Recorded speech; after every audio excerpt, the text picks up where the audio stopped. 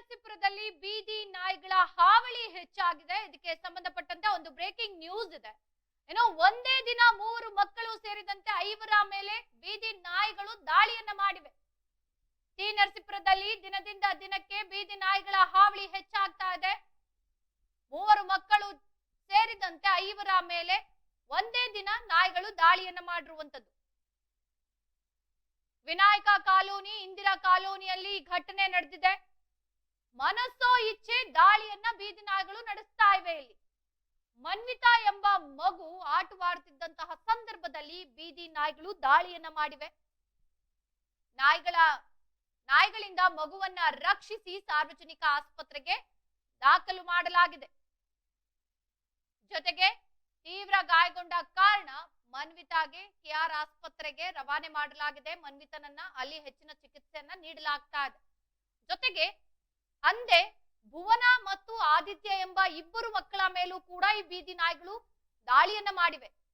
ತೀವ್ರ ಗಾಯಗೊಂಡಂತಹ ಭುವನನ್ನ ಚಿಕಿತ್ಸೆಗೆ ಒಳಪಡಿಸಿ ನಂತರ ಅವತ್ತು ಆ ಮಗುವಿಗೆ ಪರೀಕ್ಷೆ ಇಟ್ಟು ಪರೀಕ್ಷೆಗೆ ಹಾಜರಾಗಿ ಮತ್ತೆ ಹೆಚ್ಚಿನ ಚಿಕಿತ್ಸೆಗಾಗಿ ಮೈಸೂರಿನ ಆಸ್ಪತ್ರೆಗೆ ಕರ್ಕೊಂಡು ಬಂದಿರುವಂತದ್ದು. ಇನ್ನು ಬೀದಿ ನಾಯಿಗಳ ದಾಳಿಯಿಂದ ಸಾರ್ವಜನಿಕರೆಲ್ಲರೂ ಕೂಡ ಭಯಭೀತರಾಗಿದ್ದಾರೆ. ಬೀದಿ ನಾಯಿಗಳನ್ನ ಸೆರೆ ಹಿಡಿಬೇಕು ಅಂತ ಸಾರ್ವಜನಿಕರು ಆಗ್ರಹಿಸುತ್ತಿದ್ದಾರೆ. ಎಷ್ಟೇ ಗಮನಕ್ಕೆ ತಂದ್ರೂ ಕೂಡ ಯಾರು ಕೂಡ ತಲೆ ಕೆಡಿಸ್ಕೊಳ್ತಾ ಇಲ್ಲ. ಅಷ್ಟು ಬೇಜವಾಬ್ದಾರಿತನ ತೋರಿಸ್ತಾ ಇದ್ದಾರೆ. ಒಂದೇ ದಿನ 5ರ ಮೇಲೆ ದಾಳಿ ನಡೆಸಿದೆ. ಮಕ್ಕಳ ಮೇಲೆ ದಿನನಿತ್ಯ ದಾಳಿ ನಡೆಸ್ತಾ ಇವೆ. ಇದೇ ರೀತಿ ಆದ್ರೆ ಮುಂದೆ ನಮ್ಮ ಜೀವನ ಹೇಗೆ ಅಂತ ಟಿ ನರಸೀಪುರ ಸಾರ್ವಜನಿಕರೆಲ್ಲರೂ ಕೂಡ ಒಂದು ರೀತಿಯಾಗಿ ಆತಂಕದಲ್ಲಿದ್ದಾರೆ ಅಂತ ಕೂಡ ಹೇಳ್ಬೋದು. ಮನ್ವಿತಾ ಎಂಬ ಮಗು ಇರ್ಬೋದು, ಭುವನ ಜೊತೆಗೆ ಆದಿತ್ಯ 3 ಮಕ್ಕಳ ಮೇಲೆ ಹಲ್ಲೆ ಮಾಡಿರುವಂತದ್ದು. ಹೆಚ್ಚಾಗಿ ಗಾಯಗೊಂಡಿದ್ದಾರೆ. ಬೀದಿ ನಾಯಿಗಳ ದಾಳಿಯಿಂದ ಇವರು ಎಲ್ಲರೂ ಕೂಡ ಚಿಕಿತ್ಸೆಯನ್ನ ಪಡಿತಾ ಇರುವಂತದ್ದು. ಮನ್ವಿತಾ ಎಂಬ ಮಗು ಕೆಆರ್ ಆಸ್ಪತ್ರೆಯಲ್ಲಿ ಚಿಕಿತ್ಸೆಯನ್ನ ಪಡಿತಾ ಇದೆ. ಜೊತೆಗೆ ಭುವನ ಎಂಬ ಮಗು ಕೂಡ ಚಿಕಿತ್ಸೆ ಪಡಿತಾ ಇದೆ. ಆದಿತ್ಯ ಎಂಬ ಮಗು ಕೂಡ ಚಿಕಿತ್ಸೆಯನ್ನ ಪಡಿತಾ ಇರುವಂತದ್ದು. ಒಟ್ನಲ್ಲಿ ಈ ಅಕ್ಕಪಕ್ಕ ಕಾಲೋನಿಗಳು ಏನಿದೆ ಆ ಕಾಲೋನಿಗಳಲ್ಲಿ ವಿನಾಯಕ ಕಾಲೋನಿ ಇರ್ಬೋದು, ಇಂದಿರಾ ಕಾಲೋನಿ ಇರ್ಬೋದು, ಎಲ್ಲಾ ಕಾಲೋನಿಯಲ್ಲೂ ಕೂಡ ಈ ರೀತಿ ಘಟನೆಗಳು ನಡೀತಾ ಇರುವಂತದ್ದು.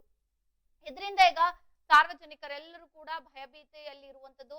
ರಸ್ತೆಯಲ್ಲಿ ಓಡಾಡ್ಲಿಕ್ಕೆ ಒಂದು ರೀತಿಯಾಗಿ ಭಯದ ವಾತಾವರಣ ನಿರ್ಮಾಣವಾಗಿದೆ. ನಾವು ದೃಶ್ಯದಲ್ಲಿ ನೋಡ್ತಾ ಇದೀವಿ. ಏನು ಆ ಕಾಲೋನಿಗಳಿವೆ, ಆ ಕಾಲೋನಿಗಳಲ್ಲೆಲ್ಲ ರಸ್ತೆ ತುಂಬಾ ಬರೀ ನಾಯಿಗಳೇ ಇವೆ. ಇದರಿಂದ ಎಲ್ಲೋ ಒಂದು ಕಡೆ ಬಹಳಷ್ಟು ಜನರಲ್ಲಿ ಆತಂಕ ಮನೆ ಮಾಡಿದೆ ಅಂತ ಹೇಳ್ಬೋದು. ನಾವು ದೃಶ್ಯದಲ್ಲಿ ನೋಡ್ತಾ ಇದೀವಿ ದಾಳಿಗೆ ಒಳಗಾಗಿರುವಂತಹ ಮಗು ಯಾವ ರೀತಿ ಆಗಿದೆ ಅಂತ. ಸದ್ಯಕ್ಕೆ ಕೂಡಲೇ ಅಧಿಕಾರಿಗಳು ಎಚ್ಚೆತ್ತುಕೊಳ್ಬೇಕು. ಆ ನಾಯಿಗಳನ್ನ ಸೆರೆ ಹಿಡಿಯುವಂತ ಕೆಲಸಕ್ಕೆ ಮುಂದಾಗಬೇಕು.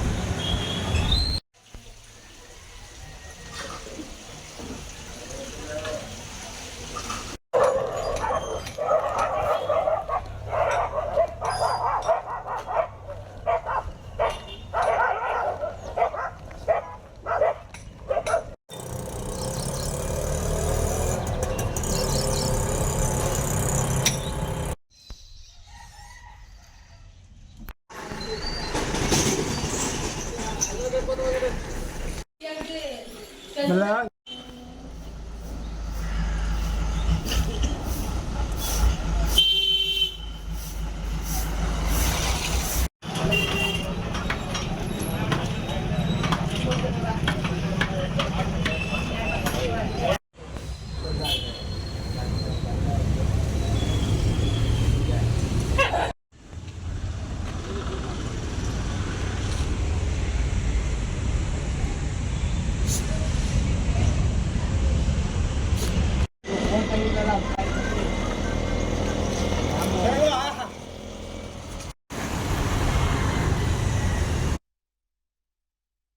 ಇನ್ನು ಈ ಸಂಬಂಧ ಮತ್ತಷ್ಟು ಮಾಹಿತಿಯನ್ನ ಕೊಡ್ಲಿಕ್ಕೆ ನಮ್ಮ ಪ್ರತಿನಿಧಿ ಮಹದೇವ್ ಸ್ವಾಮಿ ನೇರ ಸಂಪರ್ಕಕ್ಕೆ ಜಾಯಿನ್ ಆಗಿದ್ದಾರೆ. ಮಹದೇವ್ ಸ್ವಾಮಿ, ದಿನದಿಂದ ದಿನಕ್ಕೆ ಟಿ ನರಸೀಪುರ ತಾಲೂಕಿನಾದ್ಯಂತ ಒಂದಷ್ಟು ನಾಯಿಗಳ ಹಾವಳಿ ಹೆಚ್ಚಾಗ್ತಾ ಇದೆ. ಮಕ್ಕಳ ಮೇಲೂ ಕೂಡ ಈ ನಾಯಿಗಳು ದಾಳಿಯನ್ನ ಮಾಡಿರುವಂತದ್ದು. ಇದಕ್ಕೆ ಸಂಬಂಧಪಟ್ಟಂತೆ ಯಾರು ಕೂಡ ತಲೆ ಕೆಡಿಸ್ಕೊಳ್ತಾ ಇಲ್ವಾ? ನಾಯಿಗಳನ್ನ ಸೆರೆ ಹಿಡಿಯಲಿಕ್ಕೆ ಯಾರು ಮುಂದಾಗ್ತಿಲ್ವಾ ಅಂತ? ಹೌದು ರಚನಾ, ಏನಂದ್ರೆ ಇವತ್ತು ಟಿ ನರಸೀಪುರದಲ್ಲಿ ನಿನ್ನೆ ಅಷ್ಟೇ ಈ ಪ್ರಕರಣ ಬೆಳಕಿಗೆ ಬಂದಿದೆ, ತಡವಾಗಿ ಬೆಳಕಿಗೆ ಬಂದಿದೆ. ನಿನ್ನೆ ಒಂದೇ ದಿನ ಮಕ್ಕಳಂತೆ ಸುಮಾರು 5 ಜನಕ್ಕೆ ನಾಯಿ ಕಚ್ಚಿರ್ತಕ್ಕಂಥ ಪ್ರಕರಣ ಕಂಡು ಬಂದಿದೆ. ಅದು ಕಚ್ಚಿರೋದು ಯಾವ ಮಟ್ಟಕ್ಕೆ, ಯಾವ ಪರಿ ಇದೆ ಅಂದ್ರೆ, ಇಲ್ಲಿ ತಾಲೂಕು ಆಸ್ಪತ್ರೆಯಲ್ಲಿ ಚಿಕಿತ್ಸೆ ನೀಡೋದಕ್ಕಾಗ್ದೇನೆ ಮೈಸೂರು ಜಿಲ್ಲಾ ಆಸ್ಪತ್ರೆಗೆ ರೆಫರ್ ಮಾಡುವಂತ ಪರಿಯಾಗಿ ಕಚ್ಚಿದೆ ನಾಯಿ. ಆದ್ರೂ ತಾಲೂಕು ಸಂಬಂಧಪಟ್ಟ ಅಧಿಕಾರಿಗಳು, ಪುರಸಭೆ ಅಧಿಕಾರಿಗಳಾಗ್ಲಿ ಇದ್ರ ಬಗ್ಗೆ ಯಾವುದೇ ರೀತಿ ಕ್ರಮ ವಹಿಸದೇ ಇರತಕ್ಕಂಥ ನಿಜಕ್ಕೂ ಸಂಕಷ್ಟದ ಪರಿಸ್ಥಿತಿ ಅಂತಾನೆ ಹೇಳ್ಬೋದು. ಈಗ ಅಧಿಕಾರಿಗಳಾಗ್ಲಿ ಯಾರಾದ್ರೂ ಅಥವಾ ಜನಪ್ರತಿನಿಧಿಗಳಾಗ್ಲಿ ಅವರ ಗಮನಕ್ಕೆ ಬಂದಿಲ್ವಾ? ಯಾರು ಭೇಟಿ ಕೊಟ್ಟಿಲ್ವಾ? ಯಾರ ಮೇಲೆ ದಾಳಿ ಮಾಡಿದೆ ಆ ಮನೆಯವ್ರಿಗೆ? ಹೌದು, ಈ ವಿಚಾರವಾಗಿ ಸುಮಾರು ಪ್ರಕರಣಗಳು ಪುರಸಭೆಗೆ ದೂರುಗಳು ಹೋಗಿದೆ. ಮತ್ತೆ ಇದು ಪೊಲೀಸ್ ಕಚೇರಿಗೂ ಸಹ ಇದ್ರ ಬಗ್ಗೆ NCR ಕಾಪಿಗಳನ್ನ ಎನ್ಸೆರ್ ಆಗಿದೆ. ಎನ್ಸೆರ್ ಆಗಿ ಅಲ್ಲಿ ತಗೊಂಡು ಹೋದ್ರೆ 5,000 ರೂಪಾಯಿ ಪರಿಹಾರ ಕೊಡ್ತಾರೆ ವಿನಃ, ಆದ್ರೆ ಈ ಬೀದಿ ನಾಯಿಗಳ ಹಾವಳಿನ ತಪ್ಪಿಸ್ತಕ್ಕಂಥ ಕ್ರಮಗಳನ್ನ ಯಾವ್ದನ್ನು ಕೈಲ. ಅಷ್ಟೇ ಅಲ್ಲದೇನೆ ಪುರಸಭೆ ಅಧಿಕಾರಿಗಳು ಪ್ರಾಣಿ ಹಿಂಸೆ ಮಾಡೋದು ಕಾನೂನು ಅಪರಾಧ ಅನ್ನೋ ಒಂದು ಮಾನದಂಡನ ಇಟ್ಕೊಂಡು ಇದ್ ಮಾಡ್ತಾ ಇದಾರೆ. ಆದ್ರೆ ಪ್ರಾಣಿಗಳು ಮನುಷ್ಯನ ಹಿಂಸೆ ಮಾಡ್ತಾ ಇರ್ತಕ್ಕಂಥದ್ದು ಎಷ್ಟರ ಮಟ್ಟಿಗೆ ಸರಿ ಅನ್ನೋ ಜನರ ಪ್ರಶ್ನೆ ಆಗಿದೆ. ಈ ಪ್ರಾಣಿ ಹಿಂಸೆ ಮಾಡೋದು ಅದು ಕಾನೂನು ಬಾಹಿರ ಚಟುವಟಿಕೆನೆ ಹೌದು, ಆದ್ರೂ ಅದಕ್ಕೆ ಪರ್ಯಾಯ ವ್ಯವಸ್ಥೆ ಮಾಡ್ಬೋದು ತಾನೆ. ಪರ್ಯಾಯ ವ್ಯವಸ್ಥೆ ಆಗ್ಬೇಕಾಗಿದೆ. ಯಾಕೆಂದ್ರೆ ನಾಯಿಗಳು ರಕ್ಕಸವಾಗಿ ಮನುಷ್ಯನ ಮೇಲೆ ಎರಗ್ತಾ ಇದೆ. ಅಷ್ಟೇ ಅಲ್ಲದೆ ಪ್ರಾಣಕ್ಕೆ ಕೂತು ತರ್ತಕ್ಕಂತ ಒಂದು ದಾಳಿಯನ್ನು ನಡೆಸ್ತಾ ಇದೆ.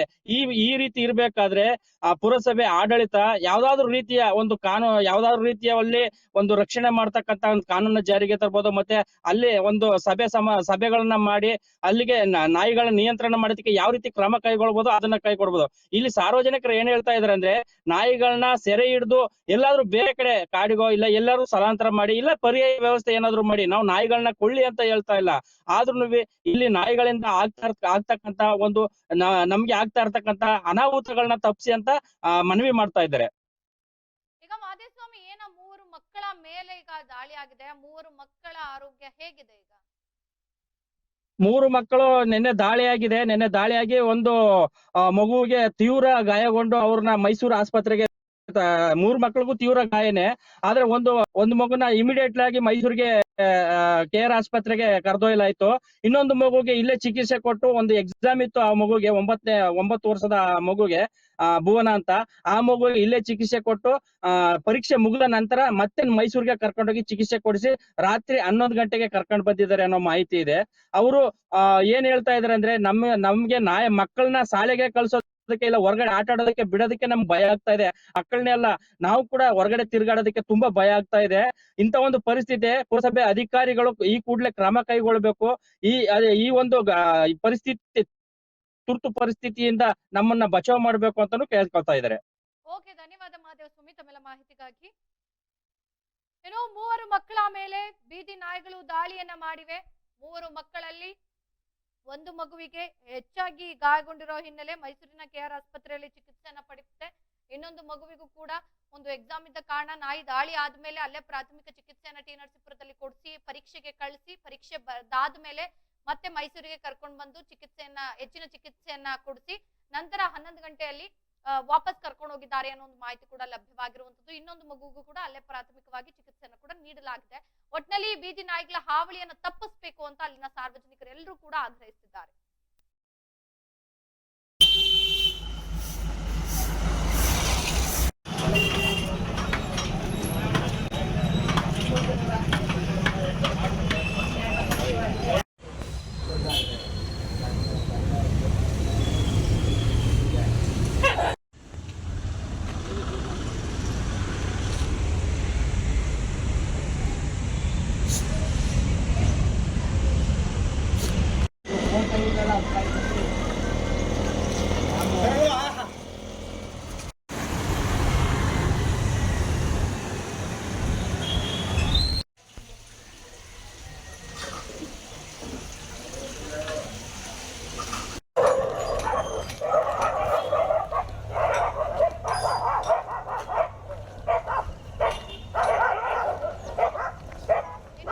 ಈ ಸಂಬಂಧ ಮತ್ತಷ್ಟು ಮಾಹಿತಿಯನ್ನ ಕೊಡ್ಲಿಕ್ಕೆ ಸಾಮಾಜಿಕ ಹೋರಾಟಗಾರರಾದಂತ ರವೀಂದ್ರ ಅವರಿದ್ದಾರೆ. ನಮಸ್ತೆ ರವೀಂದ್ರ ಅವರೇ.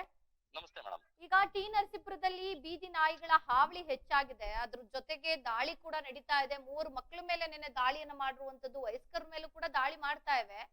ಯಾಕೆ ಅವ್ರನ್ನ ಸೆರೆ ಹಿಡಿಯೋ ಕೆಲಸ ಮಾಡ್ತಾ ಇಲ್ಲ ಅಧಿಕಾರಿಗಳು? ಮೇಡಮ್, ಅಧಿಕಾರಿಗಳಿಗೆ ಏನಾಗಿದೆ, ನಮ್ಮ ಮೇಲೆ ಕೇಸ್ ಮಾಡ್ತಾರೆ ಅನ್ನೋದೊಂದು ಅವ್ರ ಮನಸ್ಸಲ್ಲಿ ಕುಂತ್ಬಿಟ್ಟಿದೆ. ನಾವು ನಾಯಿ ಹಿಡಿಯಕ್ ಹೋದ್ರೆ ನಮ್ಮ ಮೇಲೆ ಪ್ರಾಣಿಗಳನ್ನ ಸಾಯಿಸ್ತಾರೆ ಅಂತ ಅಂದ್ಬಿಟ್ಟು ನಮ್ಮೇಲೆ ಕೇಸ್ ಫೈಲ್ ಮಾಡ್ತಾರೆ ಅನ್ನೋ ಉದ್ದೇಶಕ್ಕೋಸ್ಕರ ಅವರು ಮೌನವಾಗಿದ್ದಾರೆ ಮೇಡಮ್. ಇಲ್ಲಿ ಏನಾಗಿದೆ, ಅದ್ರಲ್ಲೂ ಈ 1 ತಿಂಗಳಿಂದಂತೂ ಮೇಡಮ್ ಅತಿ ಹೆಚ್ಚು ಟಿ ನರಸೀಪುರ ಟೌನ್ ವ್ಯಾಪ್ತಿಯಲ್ಲಿ ಅತಿ ಹೆಚ್ಚು ಜನಗಳಿಗೆ ನಾಯಿ ಕಚ್ಚಿದೆ ಮೇಡಮ್.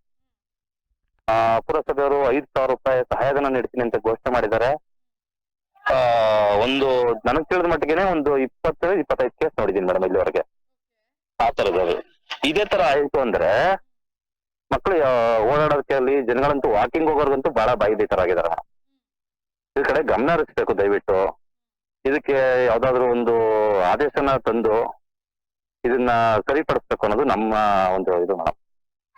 ಸಂಬಂಧಪಟ್ಟಂತೆ ನೀವುಗಳೆಲ್ಲ ಅಧಿಕಾರಿಗಳ ಗಮನಕ್ಕೆ ಈಗ ಓಕೆ ಪ್ರಾಣಿ ಹಿಂಸೆ ಮಾಡಬಾರ್ದು, ಹಾಗಂತ ಈಗ ಪ್ರಾಣಿಗಳಿಗೆ ಜನರು ಹಿಂಸೆ ಮಾಡಿದ್ರೆ ಹೆಂಗೆ ಅಂತ?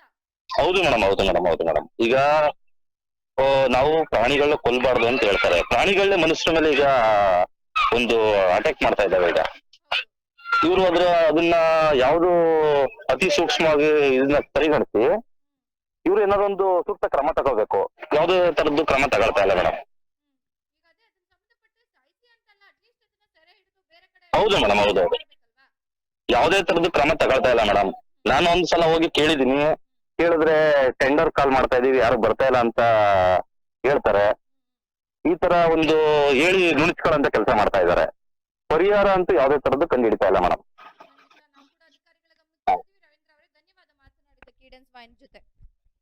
ಇನ್ನು ಈ ಸಂಬಂಧ ಸಾಮಾಜಿಕ ಹೋರಾಟಗಾರರಾದಂತಹ ರವೀಂದ್ರ ಅವರು ಕೂಡ ಹೇಳ್ತಾ ಇರುವಂತದ್ದು, ಒಂದು ಅಧಿಕಾರಿಗಳಿಗೆ ಭಯ ಇದೆ, ಈ ರೀತಿಯಾಗಿ ಏನಾದ್ರು ಮಾಡ್ಲಿಕ್ಕೆ ಹೋದ್ರೆ ಪ್ರಾಣಿ ಹಿಂಸೆ ಮಾಡ್ತೀರಾ ಅಂತ ಅವ್ರ ಮೇಲೆ ಕೇಸ್ ಹಾಕ್ತಾರೆ ಅಂತ. ಯಾವತ್ತೂ ಕೂಡ ಯಾವುದೇ ಪ್ರಾಣಿಗಳಿಗೆ ಹಿಂಸೆ ಕೊಡಿ ಅಥವಾ ಪ್ರಾಣಿಗಳನ್ನ ಸಾಯಿಸಿ ಅಂತ ಯಾರು ಹೇಳಲ್ಲ.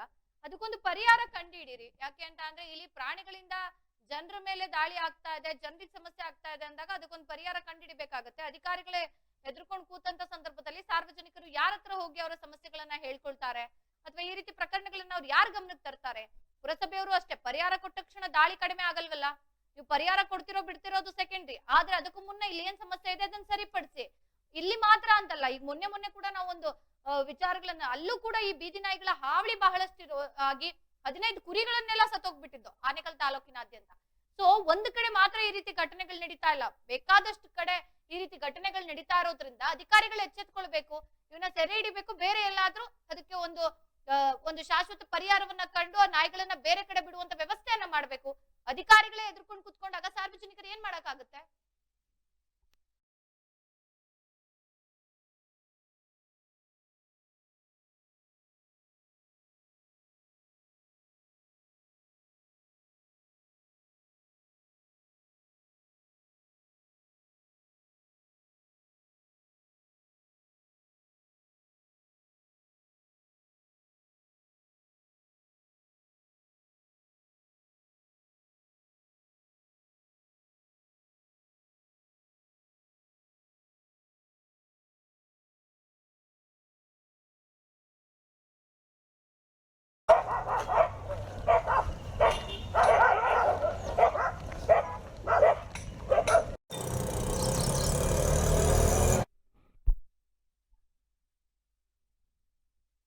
ಇನ್ನು ಈ ಸಂಬಂಧ ಮತ್ತಷ್ಟು ಮಾಹಿತಿಯನ್ನ ಕೊಡ್ಲಿಕ್ಕೆ ಇಂದಿರಾ ಕಾಲೋನಿ ನಿವಾಸಿಯಾದಂತ ವಿಜಯ್ ಅವರಿದ್ದಾರೆ. ವಿಜಯ್ ಅವರೇ ನಮಸ್ತೆ. ಈಗ ನಿಮ್ಮ ಕಾಲೋನಿಯಲ್ಲಿ ಬೀದಿ ನಾಯಿಗಳ ಹಾವಳಿ ಹೆಚ್ಚಾಗಿದೆ, ಜೊತೆಗೆ ದಾಳಿ ಪ್ರಕರಣಗಳು ಕೂಡ ದಿನದಿಂದ ದಿನಕ್ಕೆ ಹೆಚ್ಚಾಗ್ತಾ ಇದೆ. ಮಕ್ಕಳು ಅಂತಾನು ನೋಡ್ತಾ ಇಲ್ಲ, ಮಕ್ಕಳು ವಯಸ್ಕರು ಎಲ್ಲರ ಮೇಲೂ ದಾಳಿ ಆಗ್ತಿದೆ. ಏನ್ ನಡೀತಾ ಇದೆ, ಜೊತೆಗೆ ಅಧಿಕಾರಿಗಳು ಯಾಕೆ ತಲೆ ಕೆಡಿಸ್ಕೊತಾ ಇಲ್ಲ ಅಂತ? ಅದೇನೇ ಮೇಡಮ್, ನಮ್ಮ ಇಲ್ಲಿ ಅದಕ್ಕ ಬೇಕಾದ ಇಲಾಖೆಗಳು ತಿರ್ಗಾ ನಮ್ಮ ಇಲ್ಲಿ ಬೇಕಾದ ಅದಕ್ಕೆ ಅಧಿಕಾರಿಗಳು ಒಂದು ಕ್ರಮ ತಗೋತಾ ಇಲ್ಲ ಮೇಡಮ್. ಅದರ ಬಗ್ಗೆ ಚೆಕ್ ನಿನ್ನೆ ಸಣ್ಣ ಮಕ್ಕಳು 5 ಮಕ್ಕಳು ಕಚ್ಚಿವೆ ಮೇಡಮ್. ಸಣ್ಣ ಮಕ್ಕಳು ನಿನ್ನೆ ಎಕ್ಸಾಮ್ ಇತ್ತು ಮಕ್ಳಿಗೆ. ಆ ಎಕ್ಸಾಮ್ ಇದ್ರು ಬೆಳಿಗ್ಗೆ ಪಾಪ ನೋವು ತಡ್ಕೊಂಡು ಎಕ್ಸಾಮ್ ಹೋಗಿದ್ದಾವೆ ನಿನ್ನೆನೆ. ಆಮೇಲೆ ನೈಟ್ ಬೆಳಿಗ್ಗೆನಾಗ ಎದ್ದು ಜನ ವಾಕಿಂಗ್ ಹೋಗಕ್ಕೆ ಭಾರಿ ಕಷ್ಟ ಆಯ್ತೈತೆ. ಸಂಜೆ ಟೈಮು ಒಬ್ಬೊಬ್ರೆ ಬರ್ಬೇಕಾದ್ರೆ ಭಾರಿ ಕಷ್ಟ ಆಯ್ತೈತೆ. ಒಬ್ಬ ಬರ್ಬೇಕಾದ್ರೆ ಒಂದು 7-8 ನಾಯಿ ಅಟ್ಯಾಕ್ ಮಾಡ್ಬಿಟ್ರೆ ಒಬ್ಬ ಮನುಷ್ಯ ಏನ್ ಮಾಡಕ್ಕಾಯ್ತದೆ? ಅದರಿಂದ ಇದಕ್ಕೆ ನಮ್ಗೆ ಇಲ್ಲಿ ಅಧಿಕಾರಿಗಳು, ಅದಕ್ಕೆ ಸಂಬಂಧಪಟ್ಟ ಅಧಿಕಾರಿಗಳು ಹೊಸ ಕ್ರಮ ತಕೊಂಡು ಅದನ್ನ ನಮ್ಗೆ ಏನು ಅದನ್ನ ಹೊರಗಡೆ ತಗೋ ಬಿಡ್ಬೇಕು, ಏನ್ ಮಾಡ್ಬೇಕು ಅದನ್ನ ಒಂಚೂರು ಯೋಚನೆ ಮಾಡಿ ಅದನ್ನ ಸರಿ ಮಾಡ್ಕೊಡ್ಬೇಕು ಮೇಡಮ್ ನಮ್ಗೆ. ಖಂಡಿತ. ಈಗ ಇದಕ್ಕೆ ಸಂಬಂಧಪಟ್ಟಂತೆ ನೀವುಗಳೆಲ್ಲರೂ ಕೂಡ ಅಂದ್ರೆ ಕಾಲೋನಿ ನಿವಾಸಿಗಳು ಜನಪ್ರತಿನಿಧಿಗಳ ಅಧಿಕಾರಿಗಳ ಗಮನಕ್ಕೆ ತಂದಿದ್ದೀರಾ? ಮೇಡಮ್ ನಾವು ಇವಾಗ ನನ್ನ ಮಗಳಿಗೆನೆ ನಿನ್ನೆ ಕಚ್ಚಿದ್ದು. ನನ್ನ ಮಗಳಿಗೆನೆ ಬೆಳಿಗ್ಗೆ ಹಾಲ್ ತರಕ್ಕೆ ಹೋಗ್ಬೇಕಾದ್ರೆ ಕೆಳಕ ಕಿಡಿ ತಂದೋದು ಬಲ್ಲಗಡೆ ಕಾಲಲ್ಲಿ ಕಚ್ಚೈತೆ. ಮೈಸೂರು ಇಲ್ಲಿ ನರಸೀಪುರದಲ್ಲಿ ಗೌರ್ಮೆಂಟ್ ಹಾಸ್ಪಿಟಲ್ ಅಲ್ಲಿ ಟ್ರೀಟ್ಮೆಂಟ್ ತಗೊಂಡು ಮೈಸೂರು ಜಿಲ್ಲಾ ಆಸ್ಪತ್ರೆಯಲ್ಲಿ ಹೋಗಿ ಅಲ್ಲೂ ನಾವು ಅಲ್ಲಿ ಚೆಕ್ ಮಾಡಿಸ್ಕೊಂಡು ಬಂದಿದೀವಿ. ನಾವು ಇವಾಗ ನಿಮ್ಮ ನ್ಯೂಸ್ಗೆ ಇದನ್ನ ನಾವು ತಲುಪಿಸಿದೀವಿ. ನಿನ್ನೆ ಪ್ರಜಾವಾಣಿ ಪೇಪರ್ಗೂ ಅದನ್ನ ನಾವು ತಲುಪಿಸಿದೀವಿ.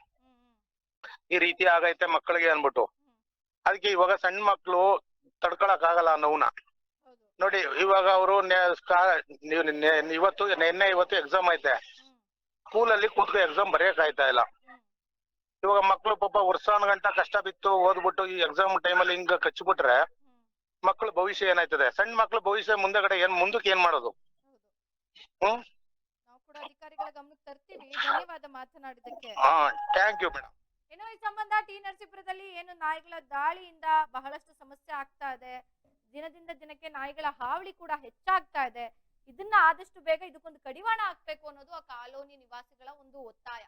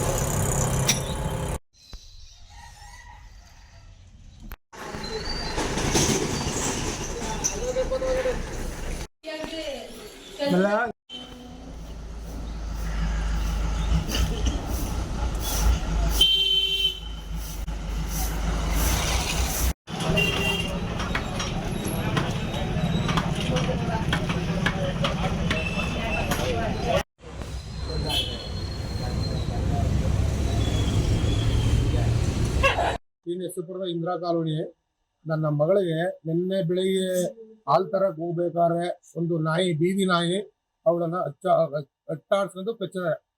ಇದಕ್ಕೆ ಯಾರು ಕ್ರಮ ತಗೋತಾ ಇಲ್ಲ. ನಮ್ಮ ಬೇಕಾದ ನಮ್ಮ ಟಿ ನರಸೀಪುರದ ಅಧಿಕಾರಿಗಳು ಇದಕ್ಕೆ ನಮ್ಮ ಇಂದಿರಾ ನಾಯಿಯಿಂದ ಭಾರಿ ಅವಳಿ ಆಗದೆ. ಅವಳಿ ಆಗೋದ್ರಿಂದ ಸಣ್ಣ ಮಕ್ಕಳು ಎಲ್ಲೂ ಓಡಾಡಕ್ ಆಯ್ತಾ ಇಲ್ಲ. ನಿನ್ನೆ ನನ್ನ ಮಗಳಿಗೆ ಎಕ್ಸಾಮ್ ಇತ್ತು. ಎಕ್ಸಾಮ್ ಇರೋದ್ರಿಂದ ಅವಳಿಗೆ ಕಾಲಲ್ಲಿ ಫುಲ್ಲು ಗಾಯ ಆಗೈತೆ. ಆ ಎಕ್ಸಾಮ್ ಬರೀಸ್ಬಿಟ್ಟು ಮೈಸೂರು ಜಿಲ್ಲಾ ಆಸ್ಪತ್ರೆಗೆ ಹೋಗಿ ಟ್ರೀಟ್ಮೆಂಟ್ ತಗೊಂಡ್ ಬಂದಿದ್ದೀವಿ ನಾವು.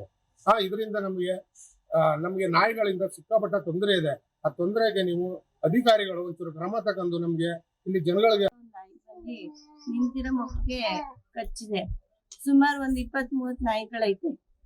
ಅದ್ರಲ್ಲಿ ಯಾರು ಸರಿಯಾಗಿ ಆಕ್ಷನ್ ತಗತ್ತಿಲ್ಲ. ಕಂಪ್ಲೇಂಟ್ ಮಾಡಕ್ ಹೋದ್ರೆ ಕಂಪ್ಲೇಂಟು ತಗೊಳಲ್ಲ. ಆಮೇಲೆ ಯಾರುವೆ ಕೇರ್ ತಗೊಳಲ್ಲ ನಾಯಿಗಳ ಬಗ್ಗೆ. ಪ್ರಾಣಿ ಹಿಂಸೆ ಮಾಡ್ಬಾರ್ದು, ನಾಯಿಗಳನ್ನ ಸಾಯಿಸ್ಬಾರ್ದು ಅಂತ ಹೇಳಿದಾರೆ. ಇಲ್ಲ ಅಂಗನವಾಡಿನೂ ಐತೆ. ಅಂಗನವಾಡಿಲಿ ಸುಮಾರು 10-20 ಮಕ್ಳು ಬರ್ತವೆ ಡೈಲಿ. ಅವು ಮನೆಗ್ ಹೋಗ್ಬೇಕಾದ್ರೆ ಅಥವಾ ಅಂಗನವಾಡಿಗೆ ಬರ್ಬೇಕಾದ್ರೆ ಅವಕ್ಕೂ ತುಂಬಾ ತೊಂದ್ರೆ ಆಗುತ್ತೆ. ಇದ್ರ ಬಗ್ಗೆ ಮೇಲಧಿಕಾರಿಗಳಿಗೆ ಮನವಿ ಮಾಡ್ಕೊಂಡು, ಇಲ್ಲಿ ಮಕ್ಳುಗಳಿದ್ದಾರೆ, ದೊಡ್ಡವರಿದ್ದಾರೆ, ವಯಸ್ಸಾದವರಿದ್ದಾರೆ, ಅವ್ರಿಗೆ ನಾಯಿಗಳಿಂದ ಏನಕ್ಕೆ ಬೀದಿಲಿ ನಾಯಿಗಳೆಲ್ಲ ಕಚ್ಚಿದ್ರೆ ಕೂಲಿಗೆ ಹೋಗೋರೆಲ್ಲ ಯಾವ ತರ ನಿಭಾಯಿಸ್ಬೇಕು ನೀವೇ ಹೇಳಿ. ಮಕ್ಳುಗಳನ್ನ ಒಂದು ಜವಾಬ್ದಾರಿಲಿ ಬಿಟ್ಬಿಟ್ಟು ಹೋಗಿರ್ತೀವಿ. ಆದ್ರೆ ಮಕ್ಳುಗಳಿಗೆ ಬೀದಿ ನಾಯಿ ಜಾಸ್ತಿ ಆಗಿ ಬೀದಿ ನಾಯಿ ಕಚ್ಚಿಬಿಡ್ತು ಅಂದ್ರೆ ನಾವ್ ಎಲ್ಲಿಗೆ ಅಂತ ತಿರ್ಗಾಡೋದು. ಮನೇಲಿ ಯಾರು ಇದ್ದಕ್ಕೇನೋ ಸರಿ ಹೋಯ್ತು.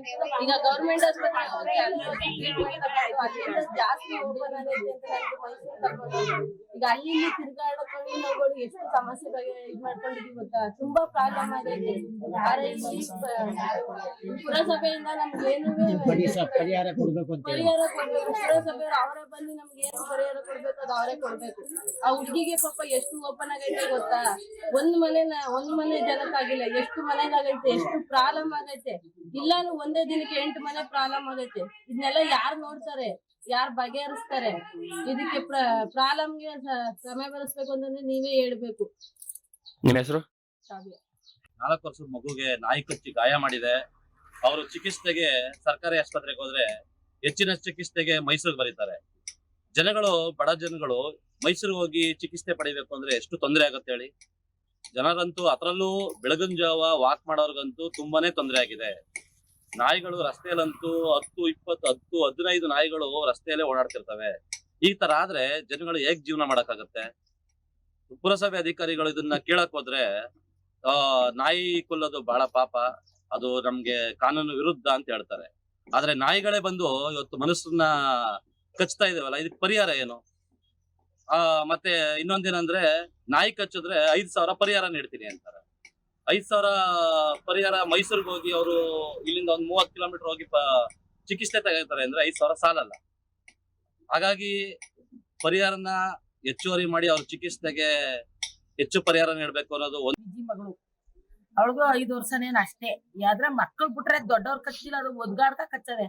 ಅಲ್ಲಿಂದ ಬಂದು ಇಲ್ಲಿ ಒಂದ್ 4 ವರ್ಷದ ಹುಡುಗಿ, ಅಲ್ಲಿಂದ ಬಂದು ಕೆಂಚಪ್ಪ ಅಂತ ಅವರು ರಿಯಲ್ ಟೆಸ್ಟ್ ಅವ್ರ ಮಗನ ಕಚ್ಚದೆ. ಅದು 3 ವರ್ಷ ಪಾಪು. ಈಗ ಆಗ ಆಲ್ರೆಡಿ 6 ಜನ 7 ಜನ ಆದ್ರೆ ಒಬ್ರೆ ಹೋಗಕ್ಕೆ ಬಿಡ್ತಿಲ್ಲ. ಯಾರನ್ನಾರು ಅಟ್ಟಾಡ್ಸ್ಕ ಬರ್ತಾವ. ಇಲ್ಲಿ ತುಂಬಾ ಸಮಸ್ಯೆ ನಮ್ಗೆ. ಇಂದಿರಾ ಕಾಲೋನಿ, ವಿನಾಯಕ ಕಾಲೋನಿ ಓಡಾಡೋದೇ ಕಷ್ಟ. ಮಕ್ಳು ಸ್ಕೂಲ್ಗೆ ಹೋಗೋದು ಕಷ್ಟ, ಆಮೇಲೆ ಪಾಠಕ್ಕೆ ಹೋಗೋದು ಕಷ್ಟ. ಭಯ ಪಡ್ತಾ ಇದೀನಿ. ಪ್ಲೀಸ್ ನಮ್ಗೆ ಏನಾರ ಒಂದ್ ವ್ಯವಸ್ಥೆ ಮಾಡಿ ಪ್ಲೀಸ್. ಬೀದಿಲಿ ಓಡಾಡಕ್ಕೆ ಆಯ್ತಿಲ್ಲ ನಾವು. ತುಂಬಾ ಸಮಸ್ಯೆ ನಮ್ಗೆ. ಮಕ್ಳಂತೂ ಬಿಡಕ್ಕೆ ಆಯ್ತಿಲ್ಲ ನಮ್ಗೆ. ಒಂದೊಂದ್ ಮಕ್ಳು ಈಗ ಯಾರಡಿ ಹೇಳಿದೀರಾ 2 ಸಾಕು 1 ಸಾಕು ಅಂತ. ಅದ್ರಲ್ಲಿ ಒಂದಿರೋದು ಎಷ್ಟು ಕಷ್ಟ ಹೇಳಿ ನೀವೇ. ನಮ್ಗೆ ಈ ನರಸೀಪುರಲ್ಲಿ ತುಂಬಾ ಸಮಸ್ಯೆ. ತುಂಬಾ ಬಟನ್ ಅಂಗಡಿ ಅವೆ, ಅಲ್ಲಿಂದ ಬರ್ತವೆ. ಒಂದ್ಸಲ ಬಂದ್ರೆ 20 ತಾಯಿ 10 ತಾಯಿ ಬರ್ತವೆ. ನೆನ್ನೆ ನಮ್ಗೆ ಬಾರಿ ಕಷ್ಟ. ನೆನ್ನೆ ನಮ್ ಕೆಲ್ಸಕ್ಕೆ ಹೋದ್ರೆ ಬೇರೆಯವ್ರ ಮಕ್ಳಾದ್ರು ನಾವು ಎಲ್ಲ ನಿಂತಿದೀವಿ ಒಗ್ಗಟ್ಟು. ಈ ಪ್ರಕಾಶ, ಮಂಜ, ಸುಮಾರು ಹುಡುಗ, ದರ್ಶನ್ ಅಂತ ಈ ಹುಡುಗರೆಲ್ಲ ಕೆಲ್ಸಕ್ಕೆ ಹೋಗದೆ ನಿಂತಿದೀವಿ. ಅಷ್ಟು ಸಮಸ್ಯೆ, ತುಂಬಾ ಸಮಸ್ಯೆ ನಮ್ಗೆ. ಇಂದಿರಾ ಕಾಲೋನಿ, ವಿನಾಯಕ ಕಾಲೋನಿ ಮಕ್ಳಂತೂ ಓಡಾಡಕ್ಕೆ ಆಯ್ತಿಲ್ಲ. ಫುಲ್ ಅವಳಿ. ಆಮೇಲೆ ಪಾಠಕ್ಕೆ ಹೋಗಕ್ ಆಯ್ತಿಲ್ಲ, ಸ್ಕೂಲ್ಗೆ ಹೋಗಕ್ ಆಯ್ತಿಲ್ಲ. ಟ್ಯೂಷನ್ ಬಾರಿ ಕಷ್ಟ. ಆಮೇಲೆ ಈಜ್ ಬರ್ಬೇಕಾದ್ರೆ ಕಾಯ್ಕೋಬೇಕು. ಅವ್ರ ಅಪ್ಪ ಅಮ್ಮ ಕೆಲ್ಸಕ್ಕೆ ಹೋಗೋದ್ ಹೆಂಗೆ, ಮಕ್ಳು ಕಾಯೋದ್ ಹೆಂಗೆ ಹೇಳಿ ನೀವೇ. ನಮ್ಗೆ ತುಂಬಾ ಸಮಸ್ಯೆ. ಪ್ಲೀಸ್ ಏನಾರ ವ್ಯವಸ್ಥೆ ಮಾಡಿ. ನಾಯಿಗಳು ತಗೋಗಿ ಎಲ್ಲಾರು ಬಿಟ್ಬಿಡಿ. ಅದ್ರ ಸಾಕಿರೋ ನಾಯಿ ಏನು ಮಾಡ್ತಿಲ್ಲ. ಇಲ್ಲಿ ಇರೋ ಬೀದಿ ನಾಯಿನಲ್ಲೇ ಸಕ್ಕತ್ತು ನಮ್ಗೆ. ತುಂಬಾ ಅವಳಿ ನಮ್ಗೆ ರಾತ್ರಿ ಹೊತ್ತು ಬರೋದೇ ಕಷ್ಟ. ಪ್ಲೀಸ್ ನಮ್ಗೆ ಏನಾರ ವ್ಯವಸ್ಥೆ ಮಾಡಿ. ನಿಮ್ಮ ಮನೆಯಿಂದ ಕೇಳ್ಕೊತಾ ಇದೀವಿ. ನಮ್ಗೆ ನಮ್ಮ ಮಕ್ಳು ಓಡೋದೇ ಕಷ್ಟ. ಈಗ ಒಂದೊಂದ್ ಮಕ್ಳು ಪಾಪ ಇಲ್ಲಿ ಜ್ಯೋತಿ ಮಗಳನ್ನ ಕಳ್ಸೇ ಇಲ್ಲ ಅವ್ಳ ಅಳಿಯ, ಆದ್ರೂ ಕಳ್ಸವ್ನೆ ಹಬ್ಬಕ್ಕೆ ಅಂತ. ಈಗ ನಮ್ಗೆ ಅಮ್ಮನವ್ರ ಹಬ್ಬ, ಪಾಪ ಅವ್ಳು ತುಂಬಾ ಬಡವಿ, ಅವಳು ಕೆಲ್ಸಕ್ಕೆ ಹೋಯ್ತಾಳೋ ಮತ್ತೆ ಮಗುನೇ ನೋಡ್ತಾಳೋ. ಈಗ ಅವಳ ಅಳಿಯ ಬೇರೆ ಜಗಳ ಕಾಯ್ತಾವ್ನು, ಯಾಕೆ ಕರ್ಕೊಂಡ್ಬಂದು ನನ್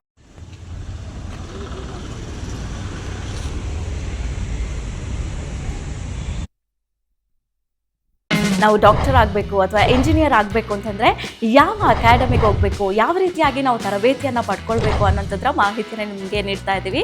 ನಮ್ಮ ಸಂಸ್ಥೆ ಎಕ್ಸೆಲ್ ಅಕಾಡೆಮಿಕ್ ಸಂಸ್ಥೆ 15 ವರ್ಷದಿಂದ ನೀಟ್ ಮತ್ತು CET JEE ಕೋಚಿಂಗ್ ಕೊಡ್ತಾ ಬರ್ತಾ ಇದ್ದೀವಿ. ನಂಬರ್ 1 ಫ್ಯಾಕಲ್ಟೀಸಿಂದ ನಾವು ಟೀಚ್ ಮಾಡಿಸ್ತೀವಿ, ಅಂದರೆ ಇಂಡಿಯಾದ ನಂಬರ್ 1 ಫ್ಯಾಕಲ್ಟೀಸ್. ನಾವು ನೀಟ್ ಕ್ರ್ಯಾಶ್ ಕೋರ್ಸ್ನ ಕೊಡ್ತೀವಿ ಮತ್ತು CET ಕ್ರ್ಯಾಶ್ ಕೋರ್ಸ್ನ ಕೊಡ್ತೀವಿ. ಕ್ರ್ಯಾಶ್ ಕೋರ್ಸ್ನ ಸೆಕೆಂಡ್ PUC ಸೈನ್ಸ್ ಯಾರು ಓದ್ತಾ ಇದ್ದಾರೆ ಅಂಥ ಮಕ್ಕಳಿಗೆ ನಾವು ಕೊಡ್ತೀವಿ. ಸೆಕೆಂಡ್ PUC ಕಂಪ್ಲೀಟ್ ಆಗಿರೋ ಮಕ್ಕಳಿಗೂ ಕೂಡ ನಾವು ಈ ಕ್ರ್ಯಾಶ್ ಕೋರ್ಸ್ನ ಕೊಡ್ತೀವಿ. ಪ್ರತಿದಿನವೂ ಕೂಡ ನಾವು ಡೈಲಿ ಟೆಸ್ಟ್ ಕಂಡಕ್ಟ್ ಮಾಡ್ತೀವಿ. ಅದು ಇವತ್ತೇನು ನಾವು ಪಾಠ ಆಗಿದೆಯೋ ನಾಳೆ ಡೈಲಿ ಟೆಸ್ಟ್ ಕೊಡ್ತೀವಿ. ನಮ್ಮ ಎಕ್ಸೆಲ್ ಅಕಾಡೆಮಿಲಿ ಒಂದು ವಿಶೇಷತೆ ಏನಂದರೆ ಒಂದೇ ಕಡೆ ಹಾಸ್ಟೆಲ್, ಒಂದೇ ಕಡೆ ಕೋಚಿಂಗ್. ಮಕ್ಕಳು ಒಂದ್ಸತಿ ಕ್ಯಾಂಪಸ್ಗೆ ಎಂಟ್ರಿ ಆದರೆ ಅವ್ರ ಕೋರ್ಸ್ ಮುಗಿಸ್ಕೊಂಡೇ ಆಚೆ ಹೋಗಬೇಕು, ಆ ಥರ ವ್ಯವಸ್ಥೆ ಮಾಡಿರ್ತೀವಿ. ತೆಲಂಗಾಣ, ಆಂಧ್ರ, ಡೆಲ್ಲಿ ಆ ಕಡೆಯಿಂದ ಕರೆಸಿ ನಾವು ಫ್ಯಾಕಲ್ಟೀಸ್ನ ನಂಬರ್ 1 ಫ್ಯಾಕಲ್ಟೀಸ್ನ ಟೀಚ್ ಮಾಡಿಸ್ತೀವಿ. ಎಕ್ಸಾಮ್ಗೆ ಹೋಗೋಕ್ಕಿಂತ ಮುಂಚೆ ಮಾದರಿ ಎಕ್ಸಾಮ್ನ ಒಂದು 15-20 ಎಕ್ಸಾಮ್ ಕೊಡ್ತೀವಿ ನಾವು.